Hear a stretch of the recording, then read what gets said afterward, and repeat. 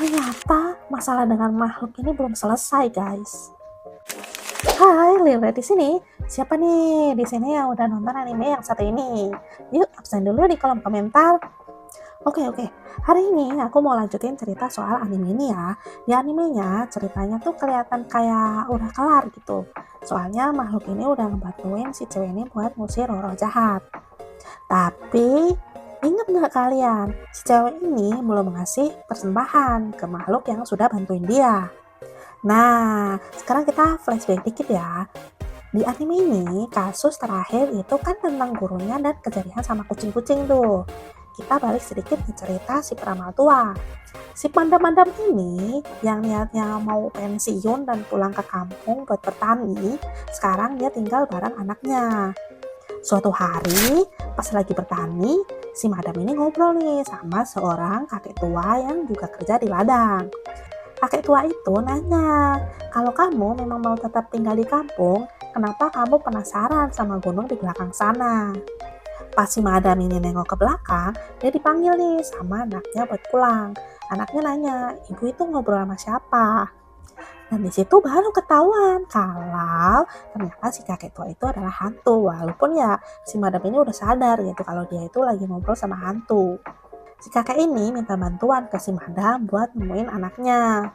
Setelah permintaan si kakek itu selesai, si madam pun pergi ke sebuah kolam dengan air terjun kecil. Tempat ini dulunya sering dia pakai buat menguatkan ilmunya.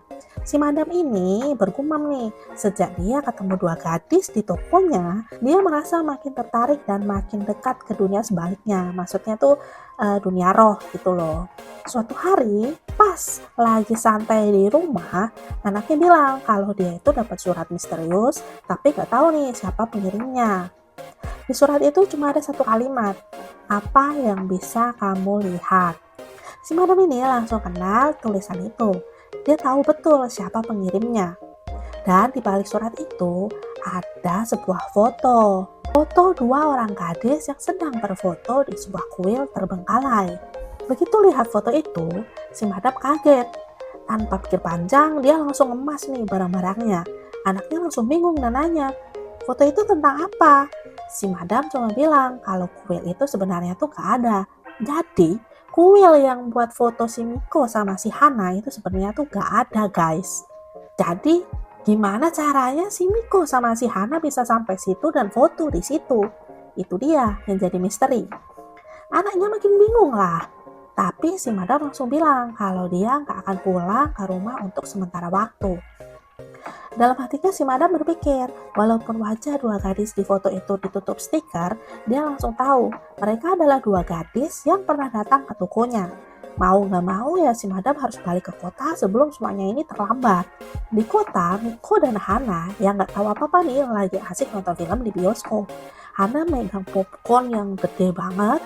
Miko sendiri sudah lama nih gak nonton bareng Hana. Dan kelihatan banget Hana itu excited nonton filmnya. Tapi di depan Miko ada orang bertubuh besar yang berdiri dan nutupin pandangannya.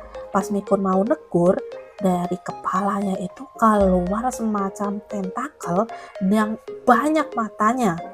Miko langsung ke-freeze. Sementara Hana yang memang gak lihat nih makhluk kayak gitu, masih santai nikmatin filmnya. Makhluk itu kemudian duduk dan kepalanya makin lama makin menyeramkan. Matanya menatap Miko. Sekarang muncul mulut bergigi tajam, lubang-lubang aneh di kepalanya sambil ikut ngucapin dialog di film. Makhluk itu ngomong makin dekat dan makin dekat ke wajah Miko. Miko cuma bisa diam, berpura-pura seolah dia itu ngeliat apa-apa. Tiba-tiba orang di belakang Miko ini ngomong nih, ah sial bateraiku lowbat katanya. Seketika makhluk itu langsung nengok ke belakang menatap orang tersebut dan pas banget nih filmnya tuh selesai. Miko nangis, Hana juga nangis, tapi jelas ya alasan mereka berdua nangis ini berbeda. Setelah keluar dari teater, Hana senang banget karena filmnya itu bagus gitu. Sedangkan Miko cuma bisa mengangguk-angguk, ya gimana lagi, dia bahkan gak nonton filmnya dengan tenang.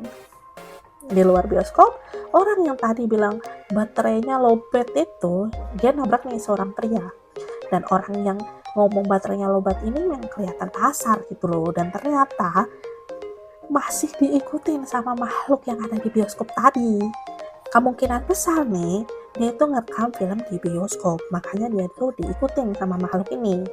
Sementara pria yang ditabrak tadi, tiba-tiba buka HP-nya, dan dia lihat sebuah foto. Tahu gak fotonya foto apa? Foto itu Niko sama Hana di kuil yang disebut sama Madam, nggak ada kuilnya. Dan pria itu tuh cuma bilang, aku menemukanmu. Nah, itu dia nih chapter 24 dari series Miruko-chan. Gimana nih guys? Kalian tertarik gak kalau aku lanjutin ceritanya? Kalau iya, tulis di kolom komentar ya. Jangan lupa like, komen, dan subscribe biar aku makin semangat bikin konten kayak gini buat kalian. See you di video selanjutnya. Bye-bye!